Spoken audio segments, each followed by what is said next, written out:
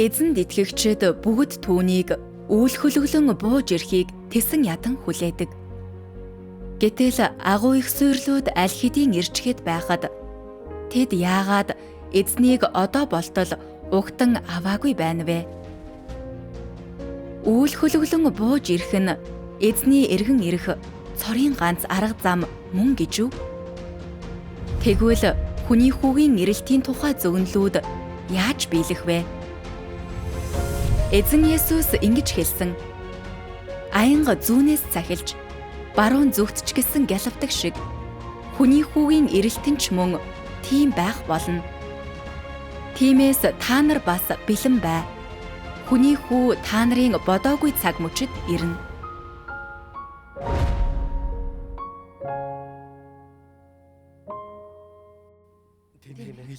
Шашны ертөнцийнхэн эзэн үүлэн дээр дахин амьлсан эзэн Есүсийн сүнслэг биеэр эргэн ирнэ гэж боддог. Тиймээс сүнслэг биеийг харахгүй л бол эзэн Есүс эргэн ирсэн гэдэгт тэд итгэхгүй. Тийм шүү. Тэд эзэн үйл хөлөглөн ирэх тухай зөвгөнлүүдэд анхаарад хүний хүү болж эргэн ирэх тухай зөвгөнлүүдийг үл тоодог. Эзэн хүний хүү болж ирэх тухай зөвгөнлүүд ээ? Ямар зөвгөнлүүд вэ? Харин тийм ээ. Маш олон зөвгнөл байгаа шүү дээ. Тийм шүү. Жишээлбэл эзэн Иесус хэлэхдээ аянга зүүнээс захилж баруун зүгт ч гэсэн гялбадаг шиг хүний хүүгийн ирэлтэн ч мөн тийм байх болно. Илчиллийн номд ингэж байдаг. Харах тун би хулгайч мэт ирнэ. Бас Матай 25-д болоо шөн дөлөөр хашгирах дуу гарч хараач сүд залуу ирлээ түүнийг угтаа авцгаа гэлээ. Тийм шүү тийм. Тэгээд бас Матай 24-ийн 44-т бас бий. Тиймээс та нар бас бэлэн бай. Хүний хүү та нарын бодоогүй цаг мөчид ирнэ. Маш олон юм аа. Тийм. Эзэн Иесус хүний хүү болж эргэн ирнэ гэдгээ олон хэлсэн.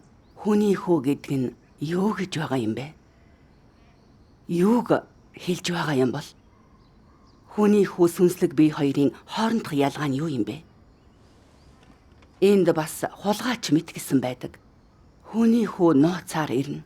Энэ хүний хүү бол агуу нууц. Шашны ертөнцийн Тийм ээ. цөөхөн хүн үүнийг олж мэдсэн. Маш цөөхөн. Библийг уншихдаа би ягаад хүний хүүгийн ирэлтийг ер анзаараагүй юм болоо. Пастор ахлагч нараа эзэн өөл хөлөглөн ирэх тухай үргэлж ярьдаг байсан. Эзэн хүний хүү олж эргэн ирнэ гэж хэн ч хэлээгүй. Тийм шүү. Би анх удаа л сонсч байна. Хөөе, Лука 17-гийн 24-өөс 25 гэсэн ишлэлийг уншицгаая. Энд байна.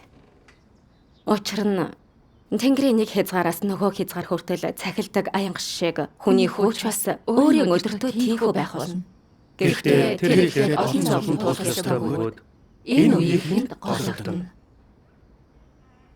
Энэ ишлэл дурдахдаа гэхдээ тэр эхлээд олон зовлон туулах ёстой бөгөөд энэ үеийнхэнд гологдно. Хэрвээ бурхан сүнслэг бие болж ирэх юм бол олон зовлон туулна гэж юу? Хүний хавчлахад өртнө гэж юу? Энэ үеийнхэнд гологдно гэж юу? Үгүй тэхгүй. Тийм ээ. Мэдээж боломжгүй. Зовно гэдэг нь хүний хүүг хийлж байж таарна. Бурхан бие махбодтой болж хүний хүү шиг эзэн Иесустэй адил хэвийн хүн шиг эргэн ирвэл хүний яллалт, шүүлт, доромжлол, гололтыг туулах нь гарцаагүй. Энэ нь гэхдээ тэр эхлээд олон зовлон туулах ёстой бөгөөд энэ үеийнхэнд гологдно гэсэн ишлэлийг биелүүлж байгаа биш үү? Энэ зөвгнөл ингэж биелэх юм байна. Тийм ээ. Эзэн талархъя. Хүний хүү үннийг илэрхийлж хүнд мөнх амийн замыг өгөхөр иргэн ирдэг. Түүний сэнтигээс урсах амийн голоос хүмүүс чөлөөтэй ууж чадна. Гэхдээ энэ хүний хүүг Хятадын коммунист нам шашны ертөнцийнхэн улангасан дарж мөрдөн мөшгөж яллаж доромжилдог. Тэр асар их доромжлолыг амсдаг. Толгоогоо тавих газар түүнд байхгүй. Энэ бүх баримт гэхдээ тэр эхлээд олон зовлон туулах ёстой бөгөөд энэ үеийнхэнд гологдно гэсэн ишлэлийг биелүүлж байгаа биш үү? Тийм ээ. Эзэн хүний хүү болж эргэж ирэх нь гарцаагүй бол та. Би түүнд эргэлзэх ёсгүй. Бараг л. Одоо л би ойлголоо. Өнөөгийн шашны ертөнц тухайн үеийн юудэчүүдтэй адил юм байна. Тэд үннийг хүлээн авдаггүй шүү дээ. Энэ ярын муу ертөнцийг ярих ч юм биш. Бурхан бие махбодтой болох юм бол тэд гарцаагүй Бурханыг яллаж баривчлана. Тиймээс бие махбодтой болсон Бурхан олон зовлон туулж энэ үеийнхэнд гологдох нь гарцаагүй. Тэгэхээр бие махбодтой болсон Бурхан л гэхдээ тэр эхлээд олон зовлон туулах ёстой бөгөөд энэ үеийнхэнд гологдно гэсэн үгийг биелүүлж чадна. Бурханд талархъя. Эзэнт талархъя. Хэрвээ эзэн хүний хүү болж ирвэл бид яаж таньж болох вэ? Харин тийм. Энэ дэлхийд маш олон хүн байгаа. Хэн нь хүний хүү вэ гэдгийг бид яаж таньж болох вэ? Тийм шүү. Сайхан асуулт байна. Эзэн Есүс юу гэсэн бэ? Миний хонин сүрэг миний дуу хоолойг сонсдог. Би тэднийг мэддэг бөгөөд тэд намайг дагдаг. Амен. Энэ нь бидэнд юу хэлж байна вэ? Төгс хүчит Бурхан ингэж хэлсэн байдаг. Бурханы ажлын байна сатаны сүнс эсвэл махан бит харьяалагдахгүй ямар нэг зүйл биш. Харин махан биетэй сатаны завхралт өртсөн хүн учраас Бурхан махад болсон билээ. Чухамдаа хүний махан бие завхарсан учраас Бурхан махан биетэй хүнийг өөрийн ажлын бай болгосон. Түүнчлэн хүн завхарлын бай учраас Бурхан авралын ажлынхаа бүх үе шатанд хүнийг өөрийн ажлын цорын ганц бай болгосон юм. Хүн бол мах цуснаас бүтсэн мөнх бус оршихуй бөгөөд хүнийг аварч чадах нэгэн бол гагцхүү Бурхан билээ. Иймээс ажиллаа хийхийн тулд өөрийнхөө ажлыг илүү дээр үр дүнд хүрэхийн тулд Бурхан хүнтэй адил шинж чанартай махад болох ёстой. Хүн махан биетэй мөн нүглийг ялан дийлж махан биеийг орхих чадваргүй учраас өөрийн ажлыг хийхийн тулд Бурхан махад болох ёстой. Амен. Махбод дэх Бурханы ажлын хамгийн сайн зүйл нь тэр үнэн зөв үгс, захиас болон хүн төрлөختний төлөөх тодорхой санаа зорилгоо өөрийг нь дагдаг хүмүүст үлдээж чадна. Ингэснээр түүний дагалдагчид хожим нь махбод дэх түүний бүх ажлыг болон бүх хүн төрлөختний төлөөх түүний санаа зорилгыг энэ замыг хүлээн авдаг хүмүүст илүү үнэн зөвөөр, илүү боддоор дамжуулж чадна. Хүмүүсийн дундах махбод дэх Бурханы ажил, Бурхан хүнтэй хамт байж, хамт амьдардаг тухай баримтыг үнэхээр биелүүлдэг. Энэ ажил Бурханы царайг харж, Бурханы ажлыг үзэж, Бурханы өөрийн үгийг сонсох гэсэн хүний хүслийг биелүүлдэг. Би махбодтой болсон Бурхан Яхов.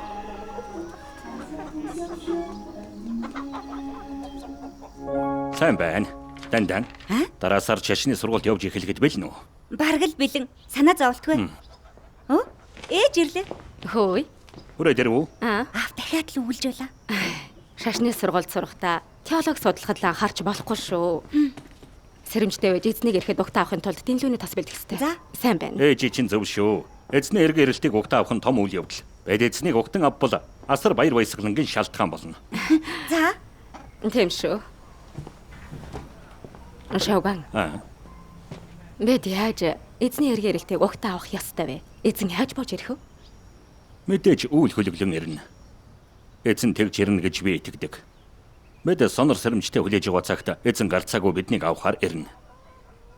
Эзэн хүний хүү болон ирж харагдана гэж зарим хүн нөхөрлөхийг би сонслоо. Чи юу гэж бодож байна? Хүний хүү болж ирэхээ. Эзэн Есүс бол хүний хүү. Тэр эргээд ирвэл хүний хүүгийн эрэлт байх шүү. Тэгвэл эзэн Есүс үнэхээр жирийн хүний хүү болж иргэн ирээд харагдаж ажиллаж үг хэлэх юм бол эргэн ирсэн эзэн Есүс мөн гэдгийг бид яаж ялган таньж болох вэ? Чи Библиэд юу гэсэн байдгийг харсан уу? Харагтун. Тэр үйлсийн хамт ирнэ. Нүд бүр түүнийг харна. Түүнийг жадалсан хүмүүс ч бас харна. Газар дэлхийн бүх овг түүнээс болж гашуудна. Энэ зөвгөнлөөр бол эзэн үйл хөдлөлөн ирж нүд бүхэн түүнийг харна гэдэгт бид итгэлтэй байж болно. Эзэн үйл хөдлөлөн ирэхийг харах юм бол бид эзнийг угтан авсан гэсэн үг биш үү? Тийм шүү ээж. Эзэн сүнслэг бий болж үйл хөдлөлөн иргэн ирэх шүү. Заавал үйл хөдлөлн ирэх албагүй л те. Хэрвээ эзэн үннийг илэрхийлж гарч ирж ажиллахын тулд эгэлжэрийн хүний хүү болж ирвэл бид түүнийг яаж таних ёстой вэ? Яаж угтан авах ёстой вэ? Эгэлжирийн хүний хүү үннийг илэрхийлэхэд тех боломжгүй. Эзэн маш их эрх мэдэл хүч чадалтай. Сүр далаацтай бууж ирэх нь гарцаагүй учраа хүмүүр эзнийг харж угтан авна. Библиэд юу гэдэг вүлээ? Та нараас өргөгдөн тэнгэр рүү аваачигдсан энэ Есүс тэнгэр рүү явсныг та нар харсантай адил байдлаар ирэх болно. Эзэн Есүс лавтая үйл хөдлөлөн эргэж ирнэ гэдэгт би итгэлтэй байна. Гэхдээ эзэн Есүс хүний хүү болж иргэн ирнэ гэдгээ Библиэд олон удаа зөвгөнсөн байдаг шүү дээ. Жишээ нь аянга зүүнээс цахилж баруун зүгтчихсэн гялбадаг шиг хүний хүүгийн ирэлтч мөн тийм байх болно. Учир нь Тэнгэрийн нэг хязгаараас нөгөө хязгаар хүртэл цахилдаг аянга шиг хүний хүүч бас өөрийн өдөртөө тийхүү байх болно. Гэхдээ тэр эхлээд олон зовлон туулах ёстой бөгөөд энэ үеийн хүнд гологдно. Ноагийн өдрүүдэд ямар байсан шиг хүний хүүгийн өдрүүдэд ч бас тийм байх болно. Тиймээс та нар бас бэлэн бай. Хүний хүү та нарын бодоогүй цаг мөчид ирнэ. Энэ мөрөөд бүгд хүний хүү ирэх тухай дурддаг. Бүгдээрээ л эзэн хүний хүү болж ирнэ гэдгийг бидэнд хэлж байгаа биш үү? Хүний хүү гэж юуг хэлж байна вэ? Бурхан бие махбодтой болохыг хэлж байгаа биш үү? Гаднаасаа тэр жирийн хэвийн хүн шиг харагддагч бурханлаг мөн чанартай. Үннийг илэрхийлж хүнийг аврах ажлыг хийж чадна. Сүнслэг биеийг хүний хүү гэж нэрлэж болох уу? Үгүй, болохгүй. Эзэн Есүс хүний хүү болж эргэн ирнэ гэдгээ олон удаа зөвгөнсөн нь үнэнч. Энэ тухай ярих үедээ тэр өөрийнхөө дахин амьлсан сүнслэг биеэр эргэн ирэхээ хэлж байсан юм. Эзэн эгэлжирийн хүний хүү болж үг айлтгаар газар дээр ирнэ гэж чи хэллээ. Би санал нийлэхгүй байна. Эзний сүнслэг бие үг айлдаж хүнийг аварч чадахгүй гэж юу? Эзний сүнслэг бие ингэж чадна. Тийм ээ. Дахин амьлсан эзэн Есүсийн сүнслэг бие хүнд 40 хоногийн турш харагдсан. Тэр шав нартайгаа ярьсаар байсан биш үү? Тэр хэлбэр нь огтхон ч саад болохгүй. Яг үнэ. Эзэн ирэх үедээ сүнслэг биеэрээ хүнд харагдана гэдэгт би итгэлтэй байна. Үг айлдахын тулд хүний хүү болж бие махбодтой болох ямар ч шаардлагагүй. Шин хой. Чи олон жил эзэнд итгэсэн, ялган таних чадвартай байх ёстой. Танихгүй хүмүүсийн номлохыг сонсож болохгүй. Эзэн эргэн ирсэн гэдэг мэдээнд битгий амархан идэг. Би маргааш дахиад сургалтаар явах хэрэгтэй байна. Буцаж ирээд чамд Библийн талаар их ярьж өгье заа юу? За.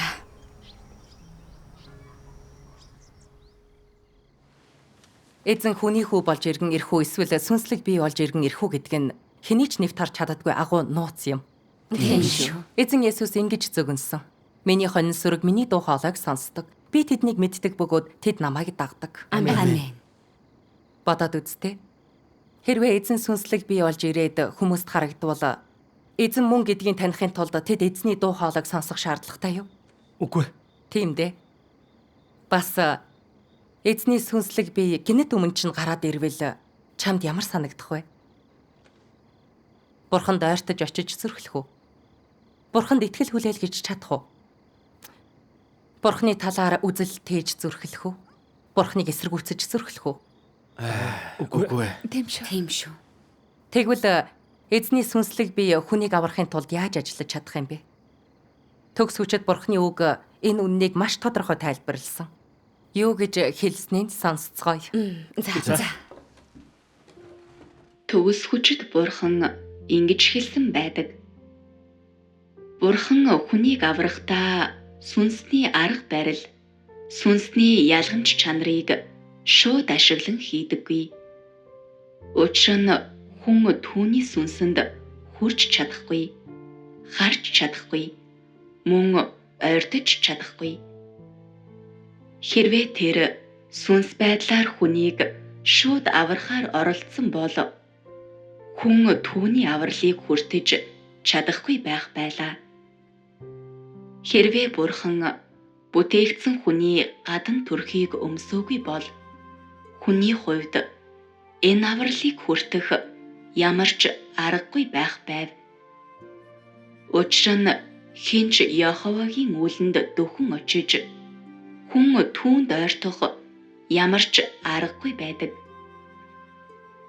Зөвхөн бүтээгдсэн хүн болсноор өөрөөр хэлбэл өөрийн болох гэж буй махбодод үгээ оруулснаар л тэр өөрийг нь дагдаг бүх хүнд үгийг биечлэн оруулж чадна. Тэр үед л хүн өөрийн биеэр түүний үгийг харж, сонсож, түүнчлэн түүний үгийг эзэмшиж, үгээр дамжуулан бүрэн аврагдаж чадна. Амен. Хэрвээ Бурхан махбод болоогүй бол мах цуснаас бүтсэн нэг ч хүн ийм агуу авралыг хүртэж чадахгүй байсан бөгөөд ганц ч хүн аврагдахгүй байх байлаа. Хэрвээ Бурханы сүнс шууд хүн төрлөختний дунд ажилласан бол бүх хүн цохиулж эсвэл Бурхантай холбогдох ямар ч аргагүй улмаас Сатаанд бүр мөсөн олзлогдох байв. Бурхан махбод болсноор л хүмүүстэй хамт амьдарч дэлхийн ертөнцийн зовлонг мэдэрч хэвийн махан биед амьдарч чадна. Зөвхөн ийм маягаар л тэр бүтээгдсэн хүний хувьар хүмүүст хэрэгтэй байдаг бодтой үгээр хүмүүсийг хангаж чадна. Хүн бие махбодтой болсон Бурханаар дамжуулан Бурханаас бүрэн аврал хүртдэг болохоос биш, залбирлынхаа хариуд Тэнгэрээс шууд хүртдэггүй. Хүн мах цуснаас бүрдсэн учраас Бурханы сүнсэнд ойртох нь бүхэл түүний сүнсийг харах ямар ч аргагүй байдаг. Тиймээс хүн Бурханы махбод болсон биетэй л харилцаж чадна. Ийм арга замаар л хүн бүх зам, бүх үннийг ойлгож бүрэн авралыг хүлээн авч чадна. Амен. Төгс хүчтэй Бурханы үг маш тодорхой байна. Бурхан бие махбодтой хүний хүү болж гарч ирж ажиллах нь хамгийн их утга учиртай. Бурхан ингэж хийх нь завхарсан хүн төрлөختний хэрэгцээнд бүрэн нийцдэг. Үүнд хүний ухан ойлгож чадахгүй нууц бий. Тийм ээ. Бодоод үз. Бие махбодтой хүний хүү болж гарч ирэх, сүнслэг бие болж гарч ирэх хоёрыг харьцуулбал аль нь Бурханы хувьд хүнтэй харилцаж үннийг илэрхийлэхэд илүү хялбар байх вэ? Хүний хүү болж үүнийг хийвэл илүү амархан. Тийм шүү. Энэ нь эзэн Иесусыг ажиллаж байх үедээ адилхан. Эзэн Иесус бодтоор хүмүүстэй харилцаж, нүур нүрээ харан ярилцаж, хидийдч, хаанч үннийг илэрхийлэн хүмүүсийг хангаж чаддаг. Заримдаа тоор татах хөрөнгө гэх мэт өдөр тутмын амьдралын зүйлсийг зүүрлэл болгон ашиглаж байсан. Үннийг хайрладаг хүмүүс энийг сонсоод үннийг илүү сайн ойлгож үнэнд орж чаддаг байсан. Хэрвээ Бурханы сүнслэг бие хүнд харагдаж үг айлтсан бол хүмүүс айгаад Бурхантай харилцаж зүрхлэхгүй. Тэгвэл Бурхан яаж үннийг илэрхийлэн хүмүүсийг хангаж залж чиглүүлэх юм бэ? Тийм ээ. Бурхан хүний хүү болж бие махбодтой болвол Бурханы хувьд хүмүүстэй харилцахад илүү амархан. Үнэнд орж аврал хүртэхэд нь хүмүүсийг чиглүүлэхэд илүү амар гэдгийг энэ харуулж байна. Үнэхээр тийм байгаа үст. Тийм ээ.